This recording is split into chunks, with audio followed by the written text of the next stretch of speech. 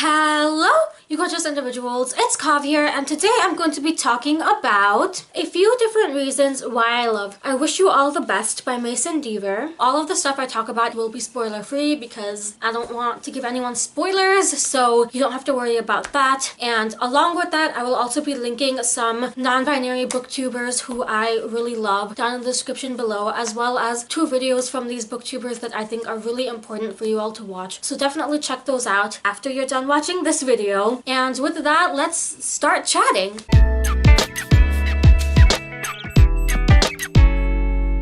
So, I Wish You All the Best by Mason Deaver. What is this magnificent creation that you are currently feasting your eyes upon? I Wish You All the Best is a debut YA contemporary novel about Ben DeBacker, a non-binary teen who comes out to their parents and basically shit breaks loose and they are kicked out of their house after coming out, but luckily their older sister Hannah is willing to take them in. However, Ben is forced to undergo a major life change when they are thrusted into the world of the older sister that they really don't know all that well, and they have to go to a new school and basically start a new life in a sense. And Ben is forced to overcome some major trauma and come to terms with the fact that they have an anxiety disorder and they are really dealing with some serious crap. But luckily, along the way, Ben does happen to meet a very cute boy named Nathan who kind of takes Ben under his wing and shows him the way around his new home, and some sparks fly between the two of them. I Wish You All the Best is not a book that I have been silent about, but it is one that I don't think I've talked about enough on my channel. So today I am here to remedy that, because this is a book that is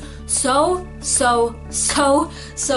important. I literally cannot even stress how important and groundbreaking this novel is, but for the next few minutes, I'm gonna try. Now, before I do go any further, if you all are planning to read this novel at any point, do be aware that it does deal with rejection from parents, it does deal with misgendering, and it does deal with panic attacks and anxiety. So just know all of that before you decide to pick it up yourself. And I also want to give you guys a little bit of my history with this book. Basically, I read this novel for the first time in, I think, March or May of 2017, when it was just a Google Doc that my friend Mason had written called NB Love Story. That was the hashtag we were referring to it as at that time. And it was very different when I first read it, but it was still an extremely powerful and moving story that I knew would change the lives of non-binary teens everywhere, because in a very frank way, it kind of changed my life. And then I read it again a little bit later. I think this was also in 2017, and it was different. I think it was a lot more similar to the version that has been published, and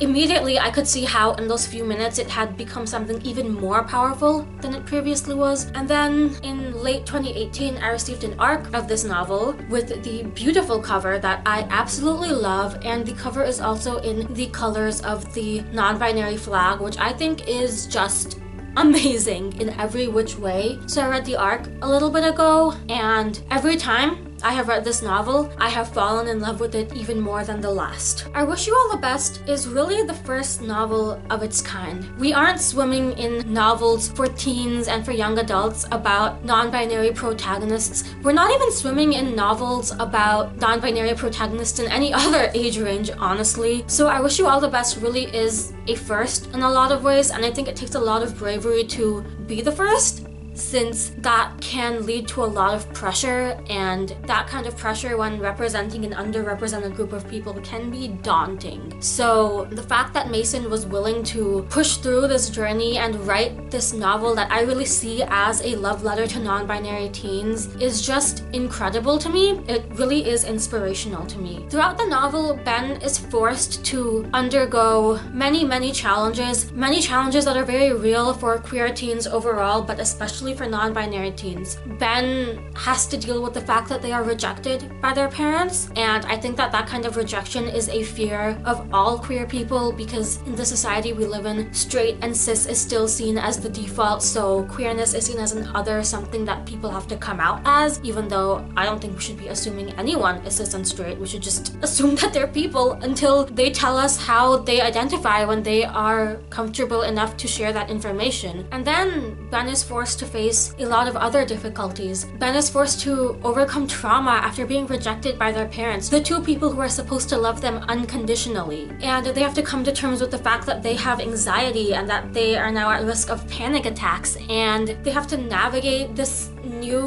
lifestyle of deciding who to come out to, when to come out, whether to come out, and all of these very complex questions. But regardless of all of that important intensity of this novel, it still also has its lighthearted moments. It has an adorable romance. It has so many strong friendships and otherwise strong relationships that are built throughout the novel, and it ultimately does have a happy ending. And I don't feel that that is a spoiler, because that is something Mason has shared before in the arena of the fact that a lot of times novels or stories about queer people don't get happy endings. They really wanted to make sure that people know that even though this novel does deal with a lot of heavy content, and it does, it still has an ultimately hopeful and happy ending. And I just think that regardless of the fact that it is important in the narrative of a queer teen, I also just think that that is something that is so powerful, to take this kind of valid pain but also turn it into hope and turn it into something stronger than just pain. And while pain and rage is strong in its own way, I think that there really is something so powerful to turning that kind of anger and that kind of sadness also into hope. There is one quote in this novel that really struck me, and this is it. I didn't say you shouldn't feel sad. I'm just saying you need to prove them wrong. Be sad. Hell, sit in bed all weekend and just watch Netflix. I've had those times too, but don't stop living your life for them. This quote truly gave me chills. Mason really discusses depression and anxiety in such an authentic and honest way, and whereas I do think that it is important to show that in the narrative of Ben as a queer teen, I think that those kinds of feelings are also just feelings that a lot of people experience. Depression and anxiety, the rates for depression and anxiety are growing among adolescents at an unprecedented rate. So that needs to be showcased in the media we see, because adolescents should see that part of themselves and see that they're not weird for having to deal with these very real emotions and often mental illnesses. And I just think that there's something so powerful to the idea of acknowledging the pain someone has caused you, but not letting them strike you down. I just really think that that's so powerful for a variety of reasons, because I think a lot of times when people hurt us, we do get sad, and that's valid. The sadness that comes after it is so valid, but to stand up and to be happy in spite of it is so strong and so powerful, and I just really love how that was showcased throughout this novel. And another thing that I really love is just the non-binary representation overall. Ben really struggles with their identity quite a bit, which is again valid, because an identity outside of the binary is not really talked about in our society very often, and that's something Ben kind of discusses in this novel, that they figured out their identity through the internet, which is how so many of us did. But Ben's struggles with not feeling non-binary enough are something that I could really relate to, because I also feel that way. If you guys haven't noticed, I present myself in a very stereotypically feminine way, so I often feel like I am not non-binary enough to be considered non-binary. I think that society has painted an idea of what non-binary means. Generally, it's androgynous, which then means masculine leaning for some weird reason. Skinny white people? That's basically the definition of non-binary for some reason in society's eyes. So Ben not fitting that perfect mold and discussing that and discussing the complications that come with it were really relatable to me. And just also their struggle with deciding who to come out to, when to come out, whether to come out, that again was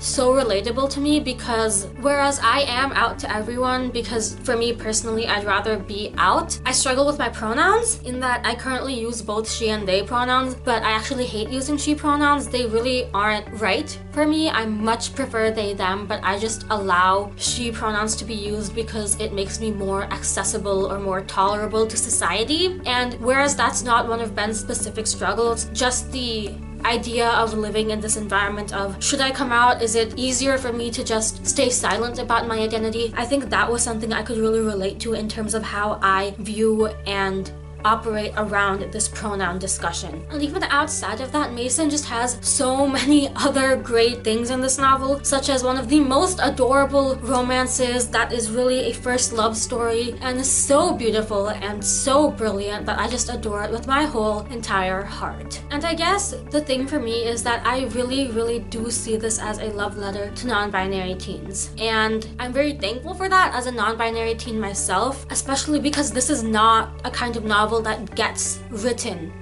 ever. This is not a kind of novel that really has been written, and for someone to have the bravery to be the first is always so challenging. I'm just very thankful to Mason for everything that they have done and everything that they continue to do, because they truly are one of the most inspirational people that I've ever been so lucky to call my friend. And regardless of the fact that I do know Mason, I can still assure you with everything in my heart that this novel is brilliant. It is so necessary, it is groundbreaking, and it is a novel that I believe has the power to change lives. I just think that anytime you see yourself on the page or on a screen when you have never really had that experience before, something inside you is changed and something inside you is validated, and sometimes that can be what it takes to just save someone in that one moment. It can be enough to do that, and that's how I felt reading this novel, especially because of current discourse and current conversations. I really reread this novel at the perfect time, and I think that kind of timeliness just really emphasized the power of it for me, and I just really strongly suggest that you support this novel in whatever way possible, because it